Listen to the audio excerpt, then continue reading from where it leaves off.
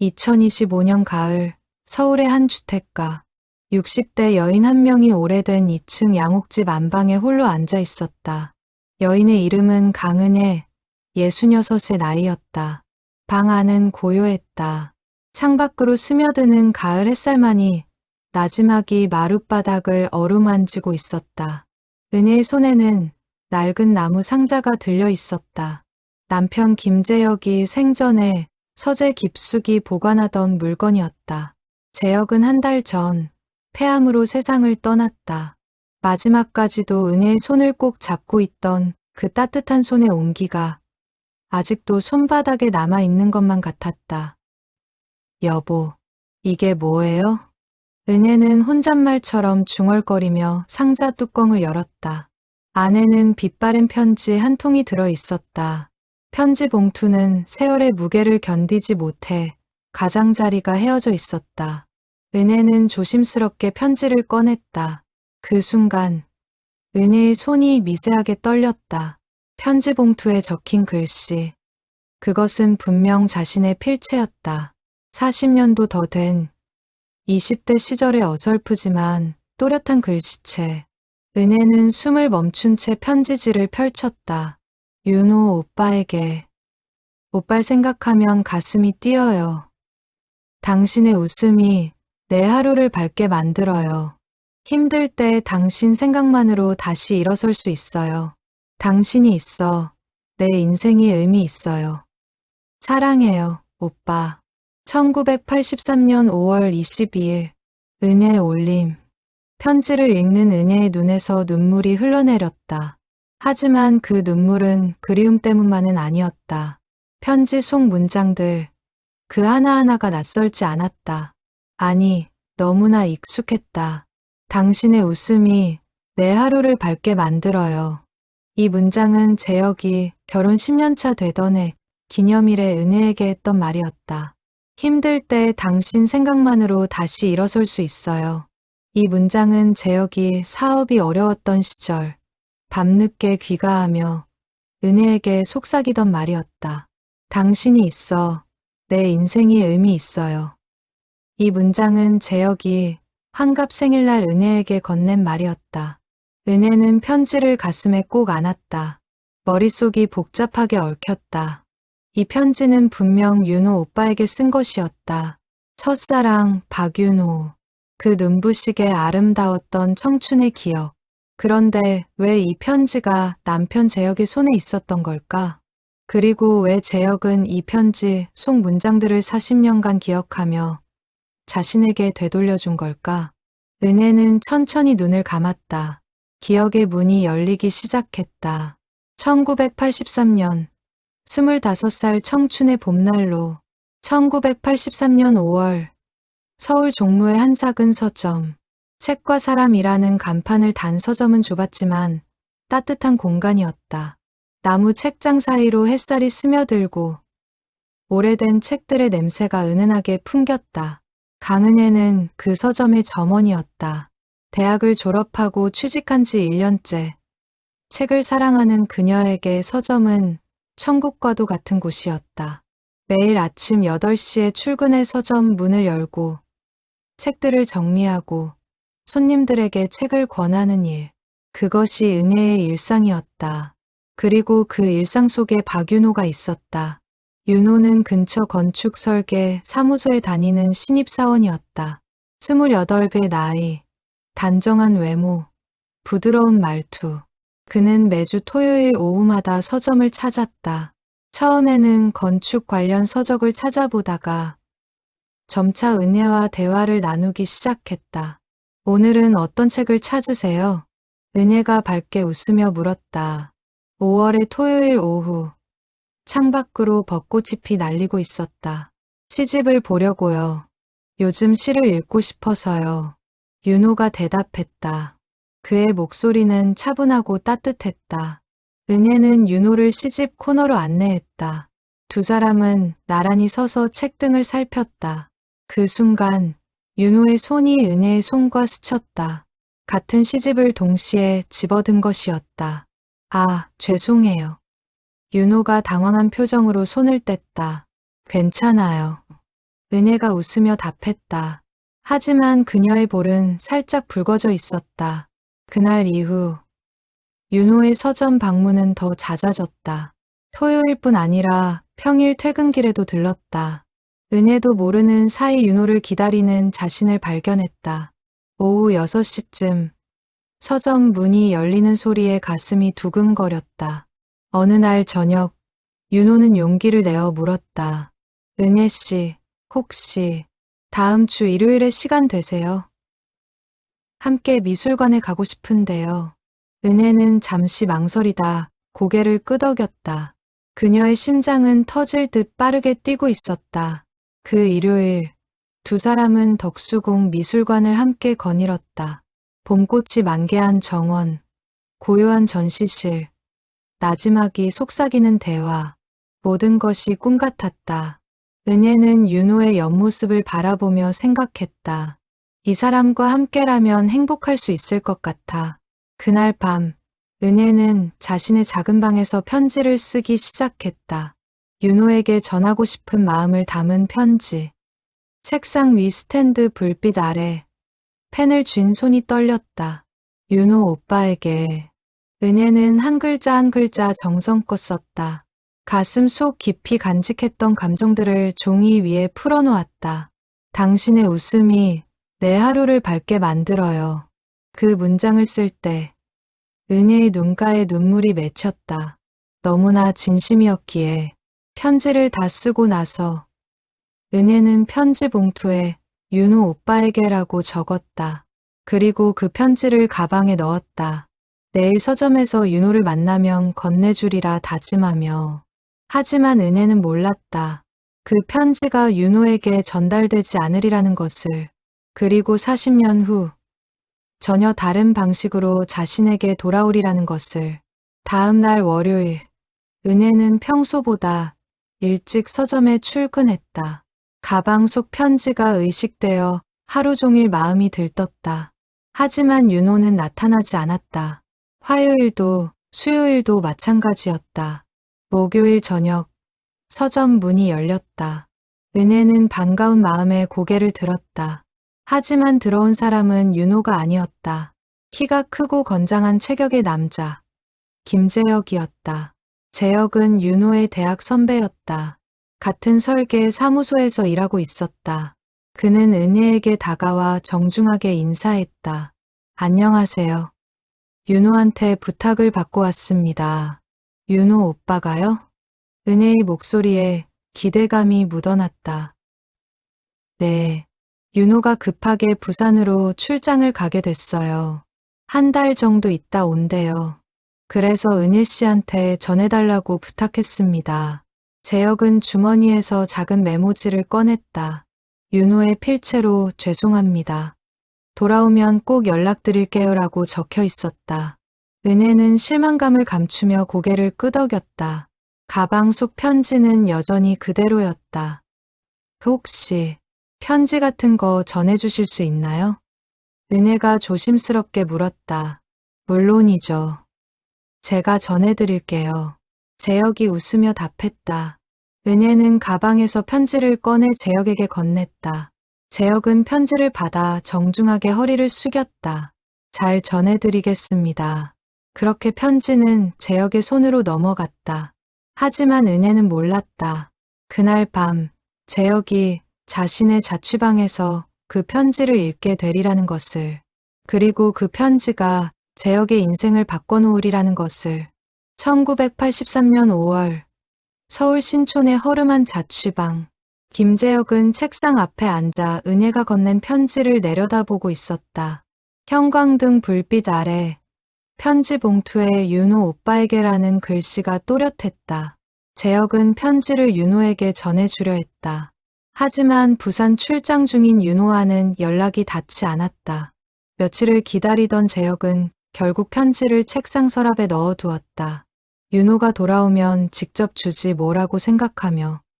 그런데 일주일 후 우연한 사건이 일어났다. 토요일 저녁 재혁은 회사 동료들과 술자리를 가졌다. 취기가 올라 자취방으로 돌아온 재혁은 물을 마시려다 책상에 놓인 편지 봉투를 다시 보게 되었다. 술 기운 탓인지 묘한 호기심이 일었다. 윤호가 받을 편지에 뭐가 쓰여 있을까? 재혁은 잠시 망설이다 편지 봉투를 집어 들었다. 잘못된 일이라는 것을 알면서도 손은 이미 편지지를 꺼내고 있었다. 그리고 그 순간 재혁의 세계가 조용히 흔들리기 시작했다. 편지를 읽는 재혁의 눈빛이 달라졌다. 은혜의 진심 어린 문장들이 그의 가슴을 파고들었다. 당신의 웃음이 내 하루를 밝게 만들어요. 힘들 때 당신 생각만으로 다시 일어설 수 있어요. 당신이 있어 내 인생이 의미 있어요. 재혁은 편지를 다 읽고 나서 한참을 멍하니 앉아 있었다. 그의 머릿속에는 은혜의 얼굴이 떠올랐다. 서점에서 만난 그 짧은 순간, 그녀의 맑은 눈동자와 수줍은 미소. 재혁은 그날 이후 계속 은혜를 생각하고 있었던 것이다. 나도 저 사람을 좋아하는 걸까? 재혁은 자신의 감정을 처음 자각했다. 하지만 동시에 죄책감이 밀려왔다. 이 편지는 윤호에게 전해져야 하는 것이었다. 재혁은 편지를 다시 봉투에 넣고 서랍 깊숙이 밀어 넣었다. 내일 윤호한테 줘야지. 하지만 그 다음 날이 되어도 재혁은 편지를 전하지 못했다. 마음 한편에서는 은혜가 윤호와 가까워지는 것을 원하지 않는 자신을 발견했다.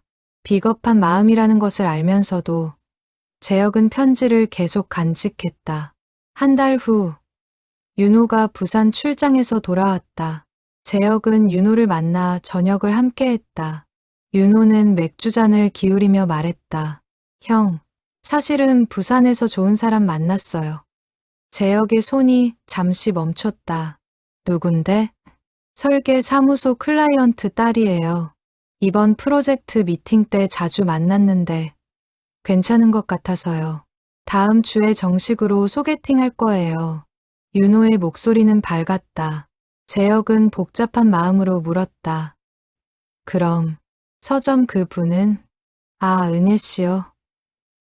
좋은 분이긴 한데 뭐랄까 그냥 친구 같은 느낌. 형이 전해준 메모는 받았대요. 응, 전해줬어. 재혁은 짧게 답했다. 편지 이야기는 꺼내지 않았다. 그날 밤 재혁은 다시 자취방으로 돌아와 편지를 꺼냈다. 윤호는 이미 다른 사람에게 마음이 간 상태였다. 은혜에게 이 사실을 알려야 할까? 아니면 그냥 두어야 할까? 재혁은 고민 끝에 결심했다. 직접 서점을 찾아가 은혜를 만나기로, 편지를 전하지 못한 것에 대해 사과하고 윤호의 상황을 설명해 주기로. 다음 날 저녁, 재혁은 책과 사람 서점 문을 열었다. 은혜는 카운터에서 책을 정리하고 있었다. 재혁을 보자 반가운 표정을 지었다. 안녕하세요. 윤호 오빠 돌아왔나요? 은혜의 목소리에는 기대감이 묻어 있었다. 재혁은 가슴이 아팠다. 하지만 그는 침착하게 말했다. 네, 돌아왔어요. 그런데 은혜 씨께 드릴 말씀이 있어서 왔습니다. 무슨 말씀이요? 재혁은 잠시 망설이다 입을 열었다. 윤호가 부산에서 만난 분과 사귀게 됐대요. 은혜의 얼굴에서 미소가 사라졌다. 그녀는 아무 말 없이 재혁을 바라보았다. 편지는 전하지 못했어요. 죄송합니다. 재혁이 고개를 숙였다. 은혜는 잠시 침묵하다 작은 목소리로 말했다. 괜찮아요. 어차피 일방적인 마음이었나 봐요. 그녀의 목소리에는 슬픔이 배어 있었다. 재혁은 그 슬픔을 지우고 싶었다. 그래서 말했다. 은혜 씨, 혹시 괜찮으시면 제가 위로해드리고 싶은데요. 다음 주 토요일에 함께 영화라도 보실래요? 은혜는 재혁을 물끄러미 바라보았다. 그의 눈빛은 진심으로 보였다. 윤호와는 다른 묵직하고 따뜻한 무언가가 느껴졌다. 생각해 볼게요. 은혜가 작게 답했다. 재혁은 미소 지으며 고개를 끄덕였다. 그날 이후 재혁은 서점을 자주 찾았다. 처음에는 위로하는 마음으로 시작했지만 점차 은혜에 대한 감정이 깊어졌다. 은혜도 재혁의 성실함과 따뜻함에 조금씩 마음을 열기 시작했다. 6개월 후 1983년 겨울 재혁과 은혜는 연인이 되었다. 그리고 1년 후인 1984년 가을 두 사람은 결혼식을 올렸다. 은혜는 재혁과 함께라면 행복할 수 있을 거라 믿었다. 하지만 은혜는 몰랐다. 재혁이 그 편지를 버리지 않고 평생 간직하리라는 것을, 그리고 그 편지 속 문장들을 40년간 기억하며 자신에게 되돌려주리라는 것을. 1984년 10월 15일 서울 광화문의 작은 예식장. 강은혜와 김재혁의 결혼식이 조촐하게 치러졌다. 가을 햇살이 따스하게 내리쬐는 날이었다. 은혜는 순백의 드레스를 입고 재혁은 검은색 턱시도를 차려입었다. 신부 대기실에서 은혜는 거울을 바라보았다. 화장을 한 얼굴이 낯설게 느껴졌다. 마음 한편에서는 여전히 윤호에 대한 그리움이 남아있었다. 하지만 재혁과 함께한 1년여의 시간이 그 그리움을 조금씩 덮어가고 있었다. 재혁 씨는 좋은 사람이야. 나를 진심으로 대해주고 아껴주는 사람. 이제는 앞만 보고 가야지. 은혜는 스스로에게 다짐했다. 식장 입구에서 재혁이 은혜를 기다리고 있었다. 그는 은혜를 보자 환한 미소를 지었다. 두 사람은 손을 맞잡고 버질로드를 걸었다. 하객들의 축복 속에서 두 사람은 서로를 바라보며 서약했다. 기쁠 때나 슬플 때나, 부유할 때나 가난할 때나, 건강할 때나, 아플 때나 서로 사랑하고 아끼며 평생 함께할 것을 약속합니다. 재혁의 목소리는 떨렸지만 단호했다. 은혜도 같은 서약을 했다. 그 순간 은혜는 진심으로 재혁과 행복하게 살 수 있을 거라 믿었다. 결혼 후 두 사람은 마포구의 작은 빌라에 신혼집을 마련했다. 재혁은 설계 사무소에서 성실하게 일했고 은혜는 서점 일을 그만두고 집안을 돌보았다. 평범하지만 안정적인 일상이 시작되었다. 그런데 결혼 3개월째 되던 어느 날 은혜는 이상한 점을 발견했다. 재혁의 서재 책상 서랍.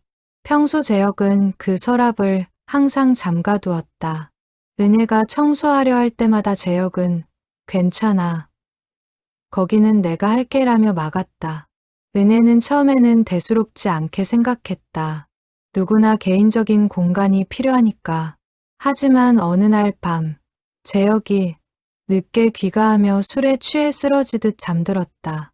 은혜는 재혁의 옷을 벗겨주고 이불을 덮어주다가 재혁의 주머니에서 떨어진 작은 열쇠를 발견했다. 이게 서랍 열쇠인가? 은혜는 잠시 망설였다. 남편의 사적인 공간을 몰래 열어보는 것은 옳지 않다는 생각이 들었다. 하지만 동시에 호기심도 생겼다. 재혁이 그렇게 숨기는 것이 무엇인지 궁금했다. 결국 은혜는 열쇠를 들고 서재로 향했다. 밤 11시, 집 안은 고요했다. 은혜는 조심스럽게 서랍 자물쇠에 열쇠를 꽂았다. 찰칵 소리와 함께 서랍이 열렸다. 서랍 안에는 몇 가지 물건이 있었다. 오래된 다이어리 한 권, 사진 몇 장, 그리고 편지 한 통.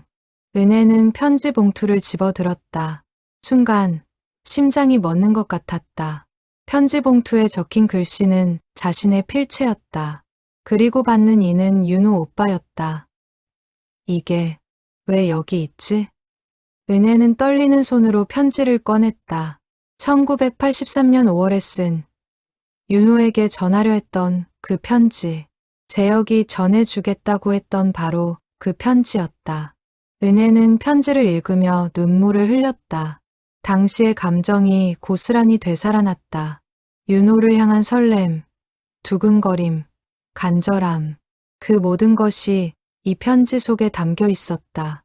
하지만 왜 재혁은 이 편지를 윤호에게 전하지 않았을까? 그리고 왜 지금까지 간직하고 있는 걸까? 은혜는 서랍 속 다이어리를 펼쳤다. 재혁의 글씨로 빼곡하게 쓰인 일기였다. 첫 페이지 날짜는 1983년 5월 30일. 은혜가 편지를 건넨 바로 그날이었다. 오늘 윤호 선배 부탁으로 서점에 다녀왔다. 은혜 씨를 처음 봤을 때부터 마음이 끌렸는데 오늘 다시 만나니 그 마음이 더 커졌다. 은혜 씨가 윤호 선배에게 전해달라며 편지를 줬다. 나는 그 편지를 받아왔다. 아직 윤호 선배에게 주지 못했다. 주고 싶지 않다. 이게 비겁한 건 알지만 은혜 씨가 윤호 선배와 가까워지는 걸 보고 싶지 않다. 은혜는 손으로 입을 막았다. 재혁이 처음부터 자신을 좋아했다는 사실, 그리고 그 마음을 숨기고 윤호의 이야기를 전했다는 사실, 모든 것이 충격적이었다. 다음 페이지를 넘겼다. 1983년 6월 15일, 윤호 선배가 부산에서 만난 여자와 사귀게 됐다. 편지를 전할 필요가 없어졌다. 은혜 씨에게 미안하지만 이게 기회라고 생각했다. 오늘 서점에 가서 은혜 씨를 만났다. 윤호 선배 이야기를 했더니 은혜 씨가 슬퍼했다.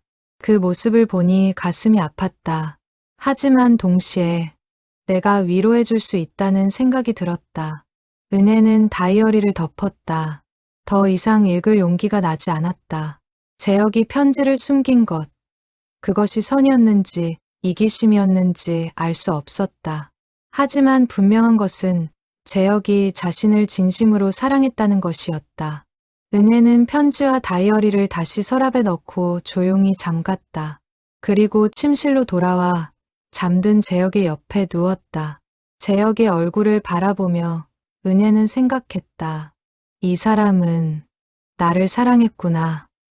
처음부터 복잡한 감정이 교차했다. 배신감, 미안함, 고마움, 혼란. 은혜는 그날 밤 잠을 이루지 못했다. 다음 날 아침, 재혁은 평소처럼 일어나 출근 준비를 했다.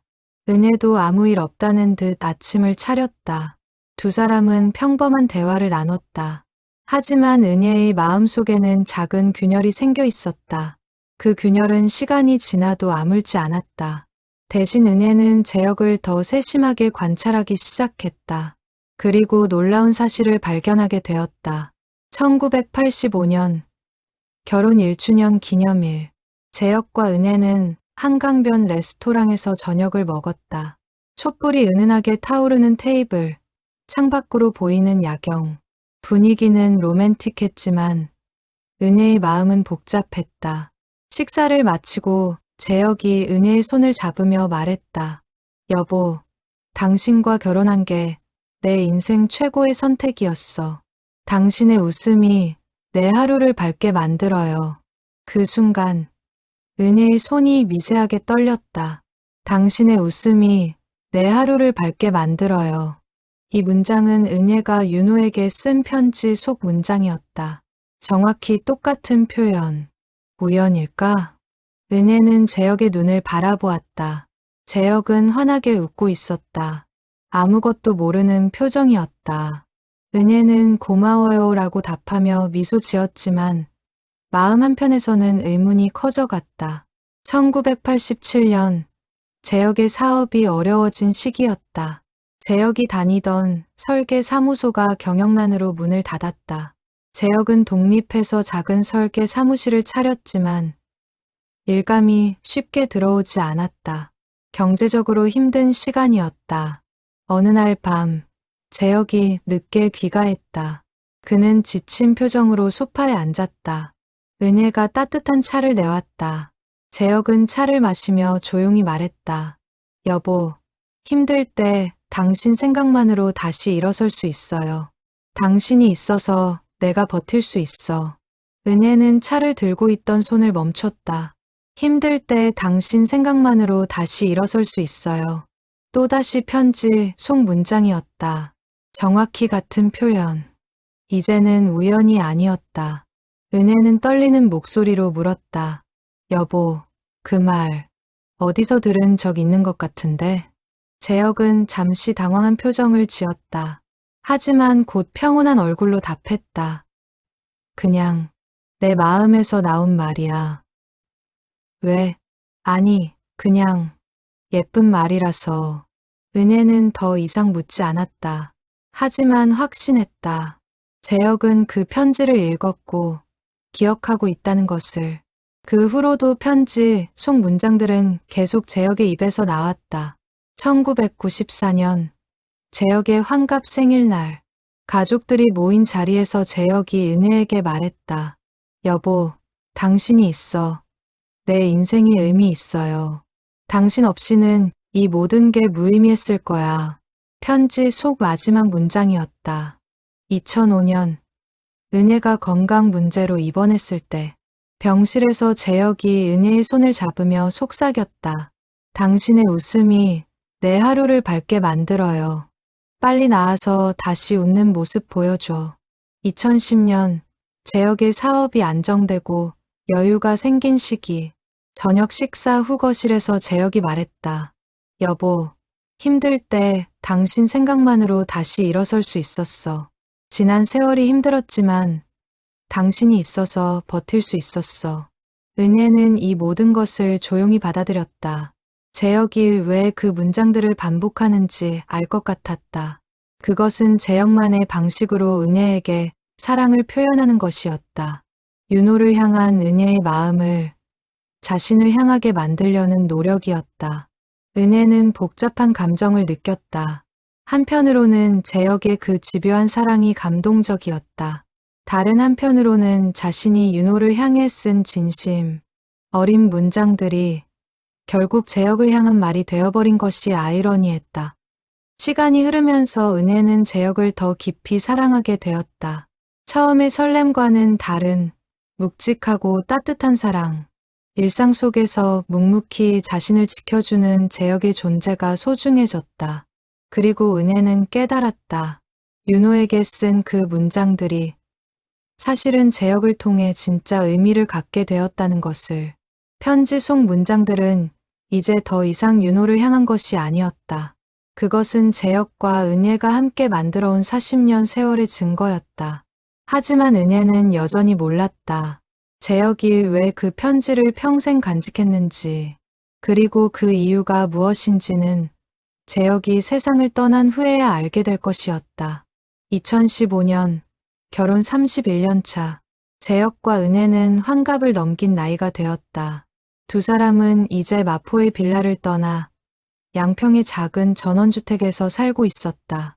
재혁은 사업에서 은퇴했고 은혜는 작은 텃밭을 가꾸며 여유로운 노후를 보냈다. 어느 가을날 오후 은혜는 창고를 정리하다 오래된 상자 하나를 발견했다. 먼지가 수북이 쌓인 상자를 열자 재혁의 오래된 일기장들이 나왔다. 1983년부터 2015년까지 32년간의 기록이었다. 은혜는 잠시 망설이다 일기장을 펼쳤다.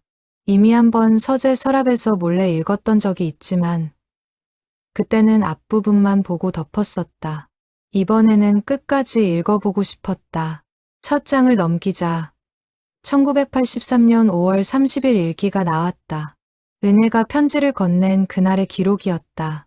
오늘 은혜 씨를 다시 만났다. 윤호 선배 부탁으로 갔지만 사실은 은혜 씨를 보고 싶었다. 은혜 씨가 나한테 편지를 줬다. 윤호 선배에게 전해달라며. 그 편지를 받는 순간 가슴이 무너지는 것 같았다. 은혜 씨의 마음이 윤호 선배를 향하고 있다는 게 확실해졌으니까. 집에 와서 편지를 읽었다. 읽으면서 울었다. 이 아름다운 문장들이 내게 향한 것이었다면 얼마나 좋았을까. 은혜는 눈물을 흘리며 다음 페이지를 넘겼다. 1983년 6월 20일 윤호 선배와 은혜 씨를 이어줄 수 없다는 걸 깨달았다. 윤호 선배는 이미 다른 사람과 사귀고 있고 은혜 씨는 아직 윤호 선배를 기다리고 있다. 나는 어떻게 해야 할까? 편지를 전해주고 물러나야 할까? 아니면 이 기회에 은혜 씨에게 다가가야 할까? 비겁한 생각이라는 거 안다. 하지만 나도 은혜 씨를 사랑한다. 윤호 선배보다 더 진심으로. 은혜는 가슴이 먹먹해졌다. 재혁의 고민과 고뇌가 고스란히 느껴졌다. 1983년 7월 5일, 오늘 은혜 씨와 영화를 봤다. 윤호 선배 이야기를 해주고 위로하는 자리였지만 나는 은혜 씨를 더 알아가게 됐다. 은혜 씨는 책을 좋아하고 따뜻한 마음을 가진 사람이다. 은혜 씨와 이야기하는 시간이 행복하다. 이 행복이 오래 가기를 바란다. 일기장을 넘기며 은혜는 재혁의 마음을 따라갔다. 재혁이 은혜를 얼마나 깊이 사랑했는지, 그 사랑을 어떻게 표현해왔는지 알 수 있었다. 1984년 5월 1일, 오늘 은혜 씨에게 프러포즈했다. 저와 결혼해 주시겠어요? 은혜 씨가 네라고 답했을 때 세상을 다 가진 기분이었다. 하지만 동시에 두려움도 느꼈다. 은혜 씨의 마음 한편에는 여전히 윤호 선배가 있을 거라는 걸 알기에 나는 평생 은혜 씨를 행복하게 해줄 것이다. 은혜 씨가 윤호 선배를 잊을 수 있도록, 아니, 잊지 못하더라도 나를 더 사랑할 수 있도록. 은혜는 눈물을 닦으며 계속 읽었다. 1985년 10월 15일 결혼 1주년. 오늘 은혜와 기념일을 보냈다. 레스토랑에서 은혜에게 말했다. 당신의 웃음이 내 하루를 밝게 만들어요. 이 문장은 은혜가 윤호 선배에게 쓴 편지 속 문장이다. 나는 이 문장들을 외웠다. 그리고 은혜에게 되돌려주기로 했다. 은혜가 다른 사람을 향해 쓴 문장들을 내가 은혜를 향해 말하면서 그 문장들의 주인을 바꾸고 싶다. 은혜는 숨이 막혔다. 재혁의 계획이 이토록 치밀했다니. 1987년 3월 20일, 사업이 어렵다. 경제적으로 힘든 시기다. 하지만 은혜가 옆에 있어서 버틸 수 있다. 오늘 은혜에게 말했다. 힘들 때 당신 생각만으로 다시 일어설 수 있어요. 편지 속 두 번째 문장이다. 이 문장을 말할 때 진심이었다. 은혜는 정말로 내 힘이다. 은혜는 재혁이 그 문장들을 단순히 반복한 것이 아니라 진심으로 느끼며 말했다는 것을 깨달았다. 2010년 6월 10일, 은혜와 함께한 지 26년이 되었다. 이제 은혜는 윤호 선배를 생각하지 않는 것 같다. 아니, 생각하더라도 그것은 옛 추억일 뿐, 현재의 감정은 아닐 것이다. 나는 성공했다. 은혜의 마음을 내게로 돌리는 데 성공했다. 하지만 그 편지는 여전히 내 서랍에 있다. 버릴 수가 없다. 그 편지는 내 사랑의 시작이었으니까.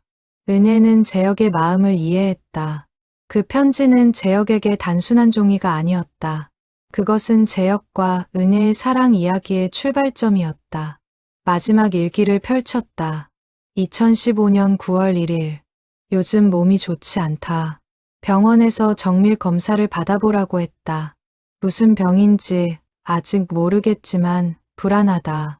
만약 내게 시간이 얼마 남지 않았다면 은혜에게 진실을 말해야 할까? 편지를 숨긴 것, 편지를 읽은 것, 그 문장들을 평생 되돌려준 것, 모든 것을 고백해야 할까? 아니면 그냥 가져가야 할까?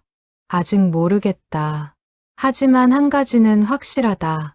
나는 은혜를 사랑했고 그 사랑은 한 번도 거짓이 아니었다. 은혜는 일기장을 덮고 한참을 울었다. 재혁의 사랑이 그 깊이와 무게가 가슴을 짓눌렀다. 그날 저녁, 은혜는 재혁에게 물었다.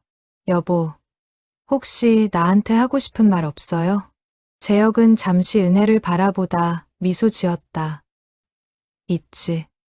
당신이 있어. 내 인생이 의미 있어요. 편지 속 마지막 문장이었다. 은혜는 재혁을 꼭 안았다. 그리고 속삭였다.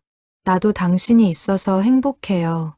두 사람은 그날 밤 오랜만에 깊은 대화를 나눴다. 과거와 현재, 그리고 미래에 대해. 하지만 편지에 대한 이야기는 나누지 않았다. 은혜도 재혁도 서로의 비밀을 지켜주기로 한 것 같았다. 2016년 봄, 재혁이 병원에서 정밀 검사를 받았다. 결과는 충격적이었다. 폐암 3기. 의사는 조심스럽게 말했다. 치료를 시작하면 2년 정도는 가능할 것 같습니다. 하지만 완치는 어렵습니다. 재혁은 담담하게 고개를 끄덕였다. 은혜는 병실 밖 복도에서 눈물을 흘렸다. 두 사람은 집으로 돌아와 앞으로의 시간을 어떻게 보낼지 이야기했다. 여보, 나 하고 싶은 거 있어요. 재혁이 말했다. 뭔데요? 옛날 친구들 만나고 싶어요. 특히 윤호 선배. 은혜는 놀랐다. 재혁이 윤호를 언급한 것은 결혼 이후 처음이었다. 윤호 오빠요? 네. 오랜만에 연락해 보려고요. 재혁은 그날 저녁 윤호에게 전화했다. 윤호는 반가워하며 만나자고 했다. 일주일 후 재혁과 윤호는 서울 광화문의 한 카페에서 만났다. 윤호는 50대 중반의 나이였지만 여전히 단정한 모습이었다. 두 사람은 옛날 이야기를 나누며 웃었다. 하지만 대화가 깊어지면서 윤호가 조심스럽게 물었다. 재혁아, 혹시 은혜 씨, 그 서점 직원 기억해? 재혁의 표정이 굳었다. 왜요? 사실은 내가 그때 은혜 씨한테 관심 있었거든. 근데 형이 은혜 씨랑 결혼했다고 들었을 때 놀랐어. 재혁은 잠시 침묵하다 물었다. 선배는 부산에서 만난 분이랑 잘 됐다고 하지 않았어요? 윤호는 쓴웃음을 지었다. 그게 사실은 거짓말이었어. 부산에서 아무도 안 만났어. 그냥 은희 씨가 부담스러워서 거리를 두려고 했던 거야. 재혁의 주먹이 떨렸다. 그럼 선배가 은혜 씨를 좋아했다는 거예요? 응, 좋아했어. 근데 그때 내가 겁이 났나 봐. 진지한 관계가 부담스러워서 피했지. 지금 생각하면 바보 같은 짓이었어. 재혁은 깊은 숨을 쉬었다. 윤호가 계속 말했다. 근데 형이 은혜 씨랑 결혼한 거 보고 후회했어. 내가 먼저 고백했어야 했는데. 형한테 미안하지만 솔직히 질투도 났어. 재혁은 조용히 말했다. 선배, 하나 물어봐도 돼요? 응, 뭐든지. 선배한테 은혜 씨가 편지 준 거 기억해요? 윤호는 고개를 갸웃했다. 편지? 무슨 편지? 1983년 5월에 은혜 씨가 선배한테 쓴 편지요. 제가 전해준다고 했는데 윤호는 잠시 생각하다 고개를 저었다. 아니, 못 받았는데. 형이 전해준다고 했어? 재혁은 쓴웃음을 지었다. 네, 그랬죠. 근데 전해주지 않았어요. 윤호는 놀란 표정으로 재혁을 바라보았다. 왜? 제가 은혜 씨를 좋아했으니까요. 선배한테 편지가 가면 두 분이 가까워질 것 같았어요. 그래서 숨겼어요. 침묵이 흘렀다. 윤호는 복잡한 표정을 지었다. 그랬구나. 근데 그 편지에 뭐가 쓰여 있었는데? 재혁은 주머니에서 오래된 편지 봉투를 꺼냈다. 32년간 간직해온 그 편지였다. 읽어보세요. 윤호는 편지를 받아 펼쳤다. 읽는 동안 그의 표정이 복잡하게 변했다. 다 읽고 나서 윤호는 편지를 재혁에게 돌려주며 말했다. 형, 이거 진짜 아름다운 편지네. 이런 편지를 받았다면 나도 은혜 씨한테 진심으로 대했을 것 같아. 재혁은 편지를 다시 주머니에 넣으며 말했다. 선배, 솔직히 말씀드릴게요. 저는 후회 안 해요. 편지를 숨긴 것, 은혜 씨를 선배한테서 빼앗은 것. 왜냐하면 저는 은혜 씨를 정말 사랑했고 행복하게 해줬으니까요. 윤호는 고개를 끄덕였다. 알아. 은혜 씨도 형이랑 행복했을 거야. 내가 뭐라 할 자격은 없어. 어차피 나는 그때 겁쟁이였으니까. 두 사람은 잠시 침묵 속에 앉아 있었다. 재혁이 먼저 입을 열었다. 선배, 저 이제 얼마 못 살 것 같아요. 폐암이래요. 윤호의 얼굴이 굳었다. 뭐라고? 2년 정도 남았대요. 그래서 오늘 선배 만난 거예요. 진실을 말하고 싶었어요. 윤호는 눈물을 흘렸다. 재혁아, 괜찮아요. 저는 행복했어요. 은혜 씨와 함께한 32년. 후회 없어요. 선배도 은혜 씨 생각은 이제 그만하세요. 은혜 씨는 제 아내예요. 재혁의 목소리는 단호했다. 윤호는 고개를 끄덕였다. 알았어. 미안해, 재혁아. 그리고 고마워. 은혜 씨 잘 지켜줘서. 두 사람은 악수를 나눴다. 그것이 재혁과 윤호의 마지막 만남이었다. 집으로 돌아온 재혁은 은혜에게 윤호를 만난 이야기를 했다. 하지만 편지에 대해서는 말하지 않았다. 은혜도 묻지 않았다. 두 사람은 서로의 비밀을 존중하기로 한 것 같았다. 그날 밤 재혁은 일기장에 마지막 글을 썼다. 2016년 4월 20일 오늘 윤호 선배를 만났다. 진실을 말했다. 편지를 숨긴 것, 은혜를 사랑한 것, 선배는 이해해줬다. 나는 이제 마음이 편하다. 남은 시간, 은혜와 행복하게 보내고 싶다. 그리고 죽기 전에 은혜에게 이 모든 것을 고백할 것이다. 편지도, 일기도, 내 마음도. 2017년부터 2024년까지 재혁의 투병 생활이 시작되었다. 항암 치료, 방사선 치료, 그리고 끝없는 통증. 재혁은 모든 고통을 견뎌냈다. 은혜가 곁에 있었기 때문이다. 은혜는 재혁을 간호하며 하루하루를 보냈다.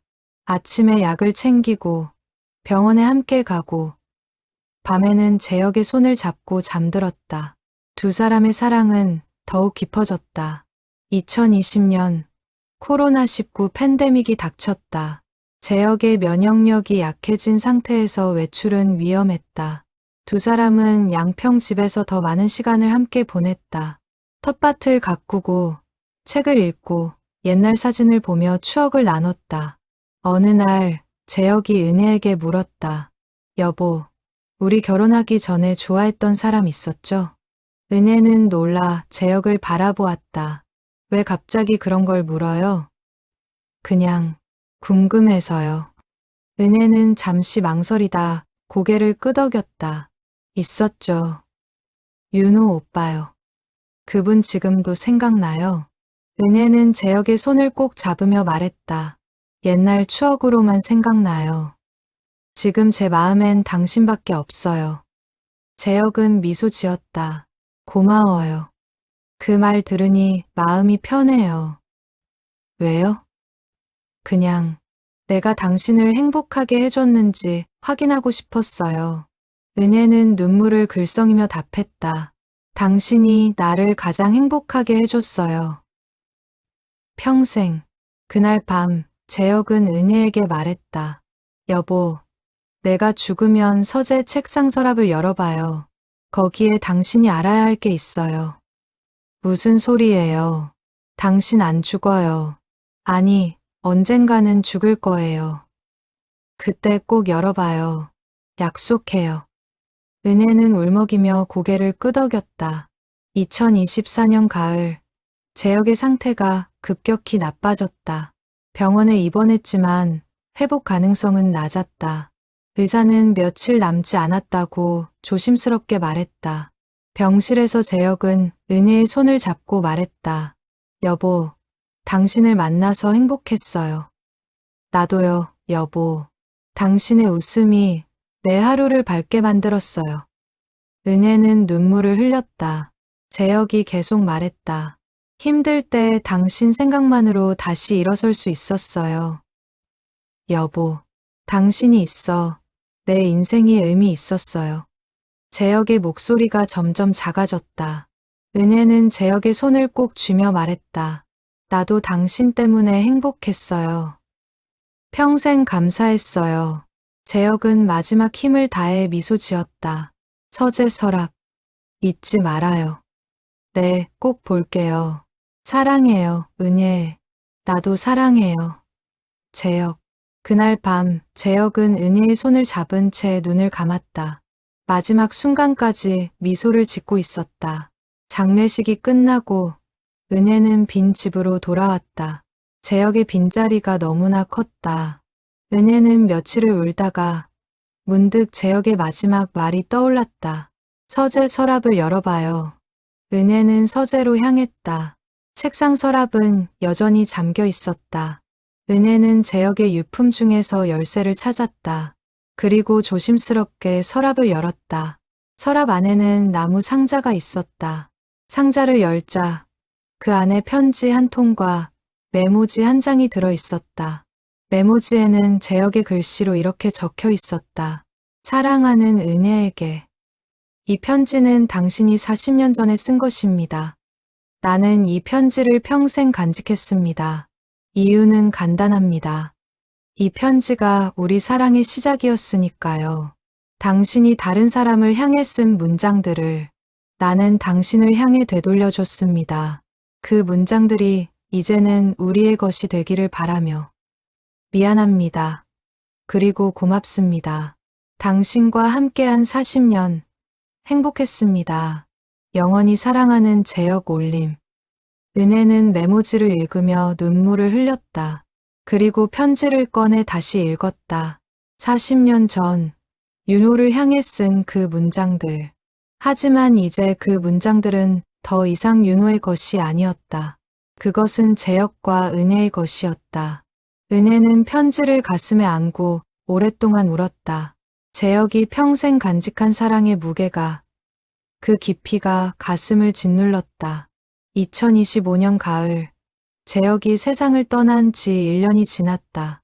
은혜는 여전히 양평 집에서 혼자 살고 있었다. 아침에 일어나면 재혁이 없다는 사실이 실감났다. 빈자리는 여전히 컸다. 은혜는 매일 아침 재혁의 사진 앞에 차를 올리고 말을 건넸다. 여보, 오늘도 잘 지내요? 나는 그럭저럭 잘 살고 있어요. 당신 없이 사는 게 익숙해지진 않지만요. 은혜는 재혁이 남긴 일기장을 다시 읽기 시작했다. 32년간의 기록을 처음부터 끝까지 천천히 읽었다. 재혁의 마음을 하나하나 따라가며 은혜는 자신이 얼마나 사랑받았는지 깨달았다.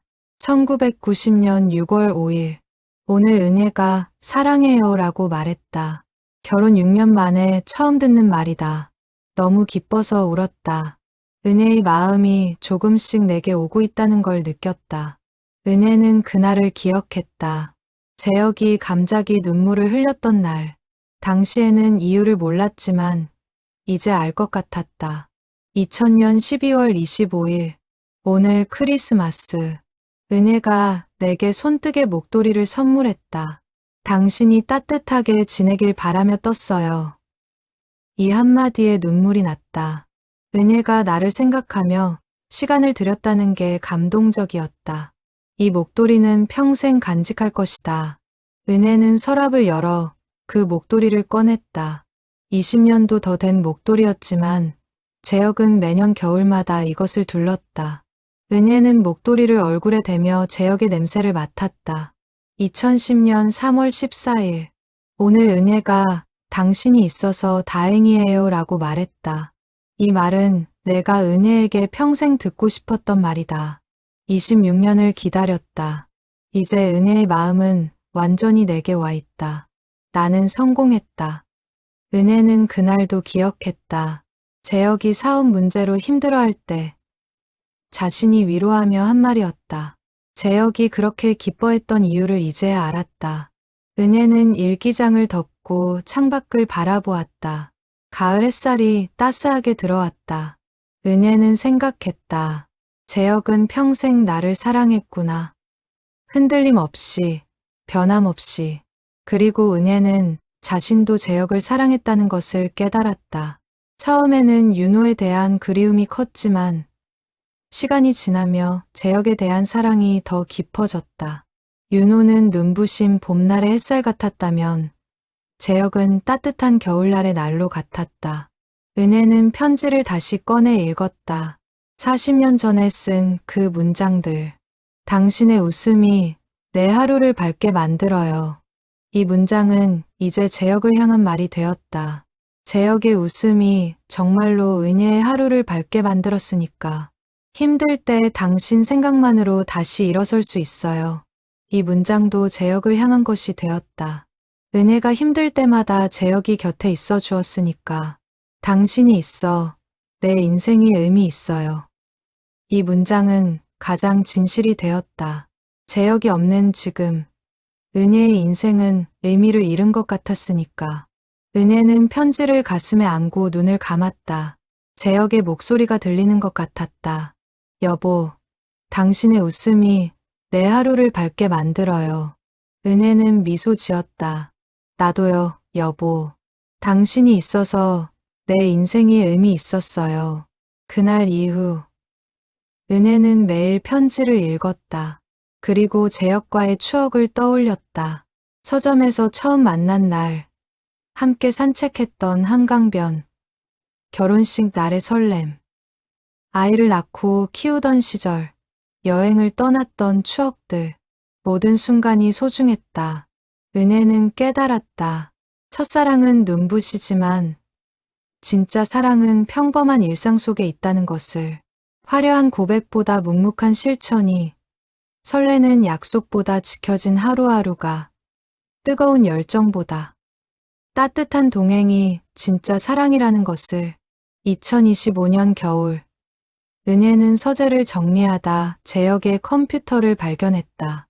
재혁은 생전에 컴퓨터를 거의 사용하지 않았지만 몇 가지 파일들이 저장되어 있었다. 은혜는 컴퓨터를 켜고 파일들을 하나씩 열어보았다.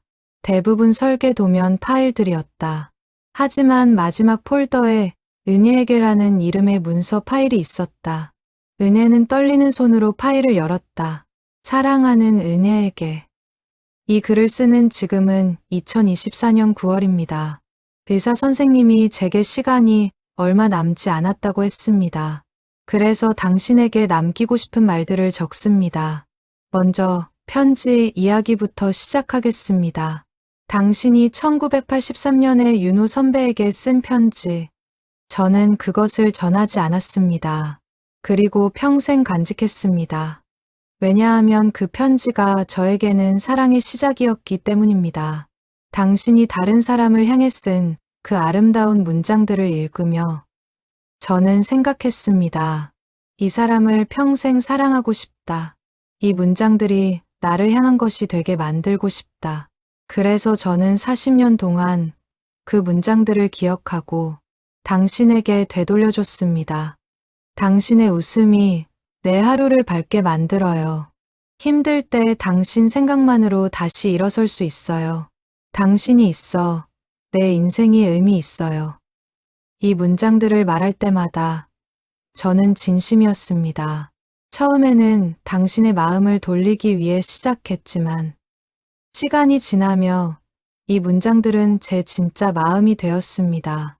은혜, 당신은 제게 물어본 적이 있습니다. 왜 나랑 결혼했어요?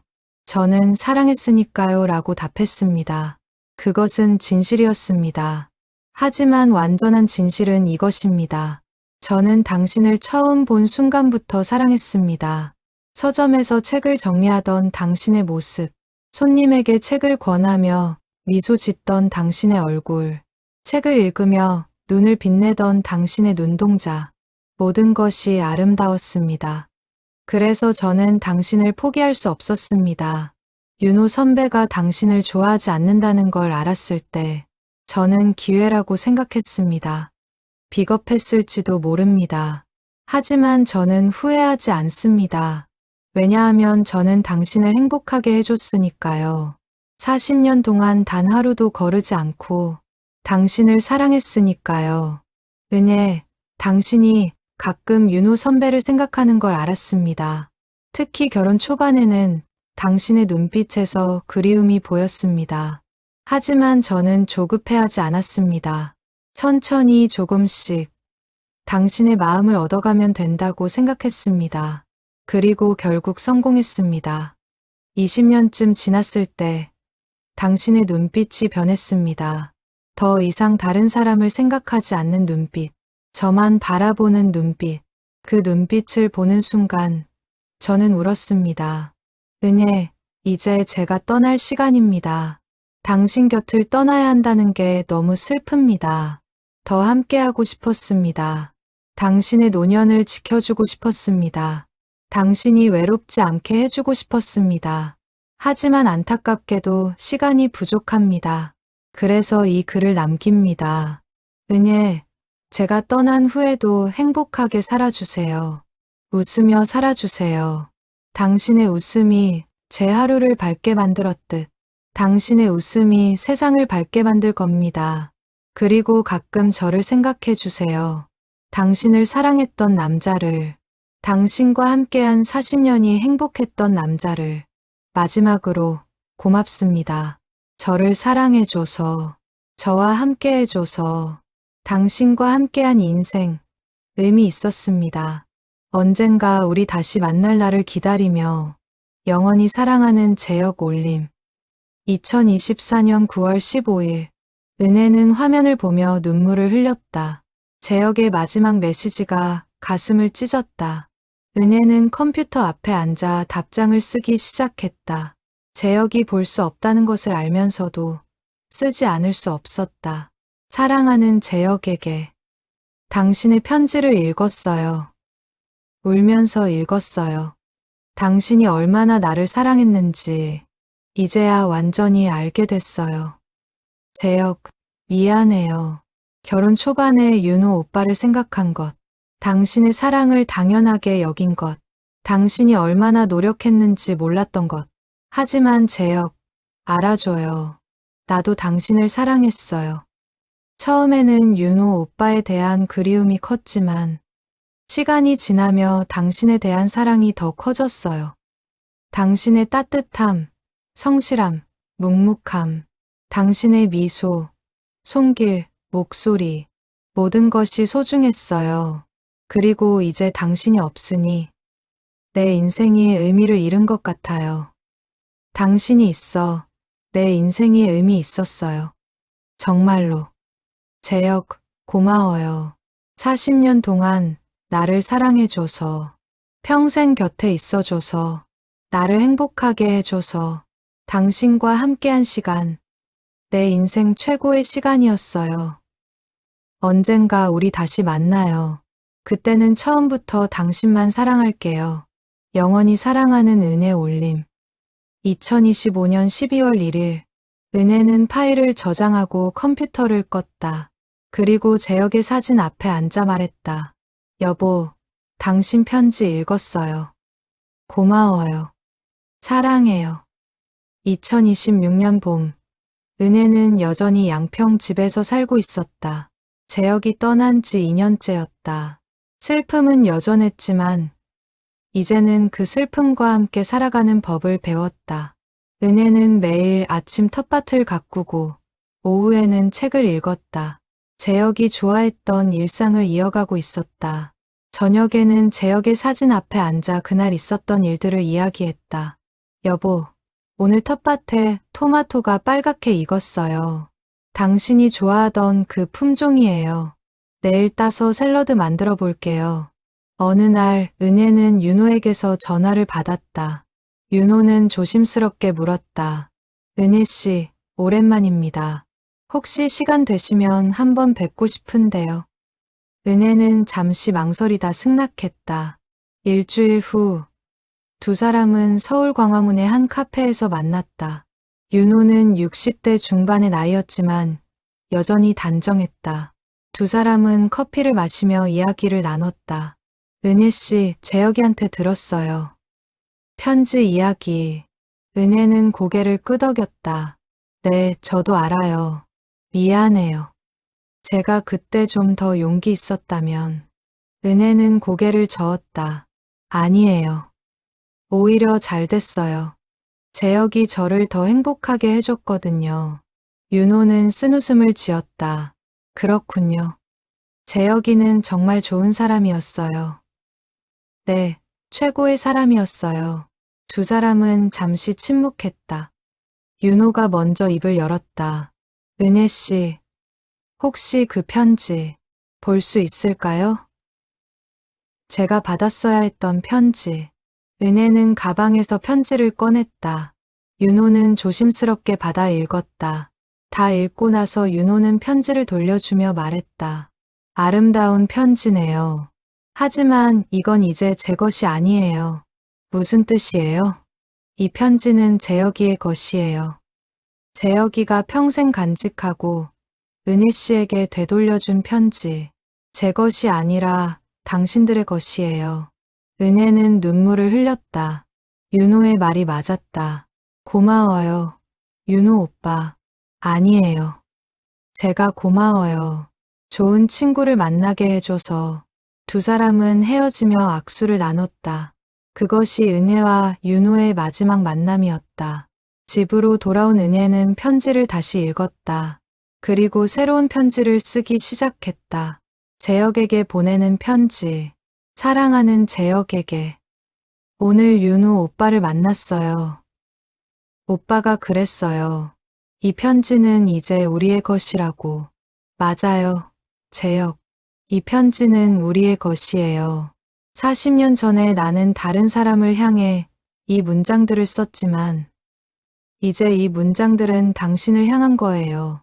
당신의 웃음이 내 하루를 밝게 만들어요. 정말 그랬어요. 재혁, 당신의 웃음이 내 하루를 밝게 만들었어요. 매일 아침 당신이 웃으며 좋은 아침이라고 말할 때 나는 행복했어요. 힘들 때 당신 생각만으로 다시 일어설 수 있어요. 이것도 진실이에요. 당신이 곁에 있어서 나는 힘들 때도 버틸 수 있었어요. 당신을 생각하면 다시 일어설 힘이 생겼어요. 당신이 있어 내 인생이 의미 있어요. 이건 가장 큰 진실이에요. 당신이 있어서 내 인생은 의미 있었어요. 지금도 그래요. 당신이 없지만 당신과 함께한 추억이 있어서 내 인생은 여전히 의미 있어요. 재혁, 고마워요. 평생 나를 사랑해줘서, 편지를 간직해줘서, 그 문장들을 되돌려줘서, 나도 당신을 사랑해요. 평생, 영원히, 당신의 은혜 올림. 2026년 5월 22일, 우리가 처음 만난 날로부터 43년째 되는 날. 은혜는 편지를 재혁의 사진 앞에 놓았다. 그리고 조용히 말했다.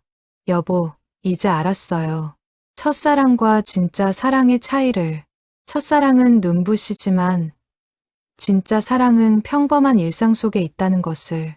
당신이 내 진짜 사랑이었어요. 창밖으로 봄꽃이 만개했다.